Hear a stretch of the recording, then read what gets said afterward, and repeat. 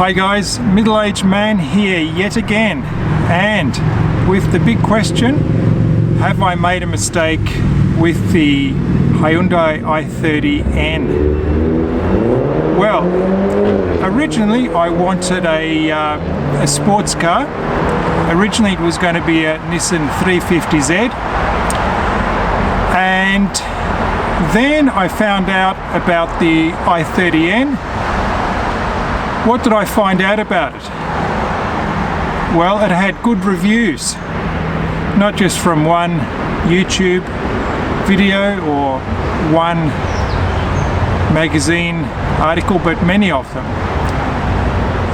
It was going to be economical, it's going to be practical, it's going to be reliable because they're pretty much new cars. It looks okay, good performance, and as I said, not too old, or perhaps I was going to buy a new one, so pretty reliable. Once I thought that this hot hatch idea was going to be a good one, I thought about the competition, the Civic R, Golf GTI, Golf R, Megane RS, Focus RS, and all the rest of them. Now, most of them weren't in contention because of the way they looked. A little bit too over the top for me. And the Volkswagens, I didn't want to buy Volkswagen because Volkswagen have had a lot of trouble over the last few years. Why buy from a car company that's had troubles when you can buy from another car company? It's a competitive market. I guess the Megane RS was the closest that I would have considered, but even that was a little bit too over the top. So initially the 350Z that I was planning to buy was going to be a second car, not a daily driver. And I had an older Toyota Prado, which was going to be the car for family needs, and I was going to have the 350Z as a second car. But when I got the Hyundai i30N, I then decided that the best thing would be for that to be the daily driver, because it's much more economical and practical, or not practical, but certainly more economical. So I decided to make the i30N my daily driver, and there's the good and the bad about it. And not just because of the car itself, but because of the way it's used, which I'll explain in a minute. So the good parts of it are that, you know, sure, it has got good performance, good handling, it looks okay, it's economical, and being a pretty newish car, because I bought it when it was 1 year old, at about 7,500 kilometers, it was going to be pretty reliable. And so all I had to do is to go to Hyundai for the standard 10,000 kilometer services. It wasn't going to need any extra work. 5-year warranty. So once again, no unexpected expenses. Whereas the 350Z, well, it would have been a 10 or 12-year-old car. Anything could still go wrong, even if it was a low mileage car. So now coming to the bad.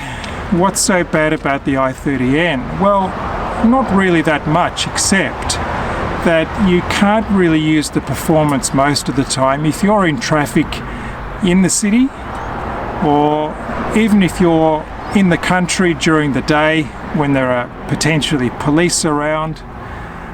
You've kind of got to stick to the speed limit. You can't really do very much with it, and especially if it's a long straight country road, there's not much with it.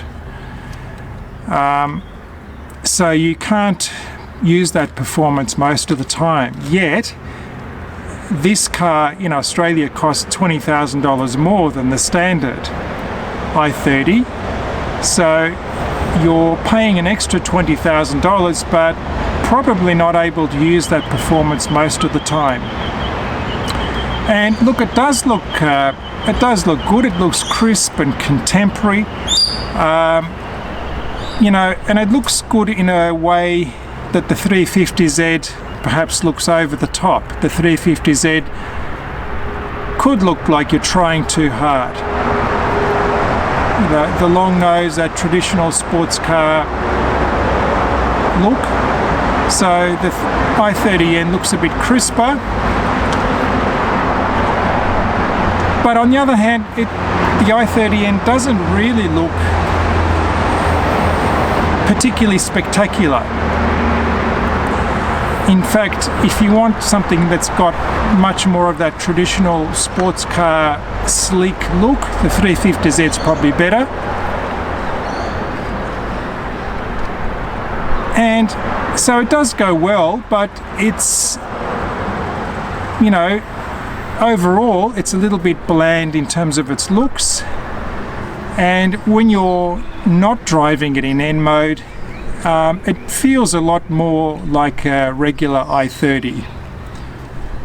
You've got to really put it into the N mode to make it really go. And look, there are some good features as well. The rev matching is good.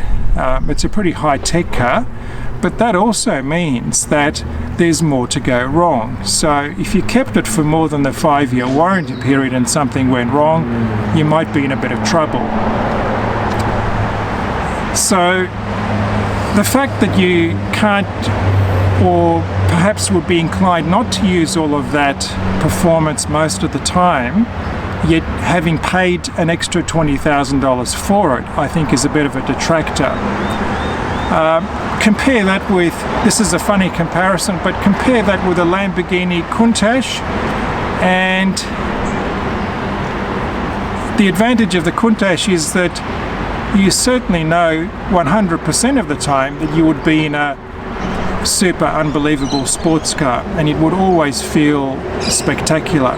Whereas the i30N, it is a Jekyll and Hyde car. A lot of the time it doesn't feel like that ultra spectacular sports car, both inside the car nor in terms of the performance. You really have to be in the mood and in N mode to make it go.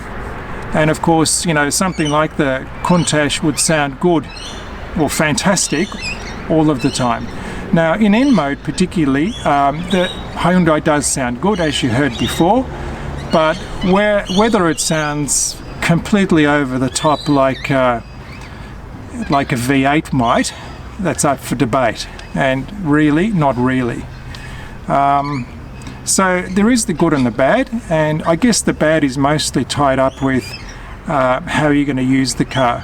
But overall, so far so good. I'm really enjoying the practicality of the car. You can put someone in the back seat, which you can't in the 350Z or a two-seater sports car. It has got a generous boot area or trunk area, whatever you want to call it. And we use it to go up to a country property most weekends when it's not coronavirus season. And it's got plenty of space for the sort of things that we might take up or down, supplies and groceries. And it's certainly the sort of car that you can take down to your local supermarket, whereas you'd be looking pretty stupid taking a Lamborghini Countach down to that local supermarket. So there we have it. There's the lowdown from middle-aged man about the i30N.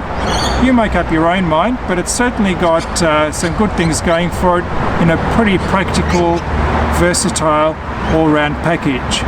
I'll catch you later, guys. See ya. Cheers.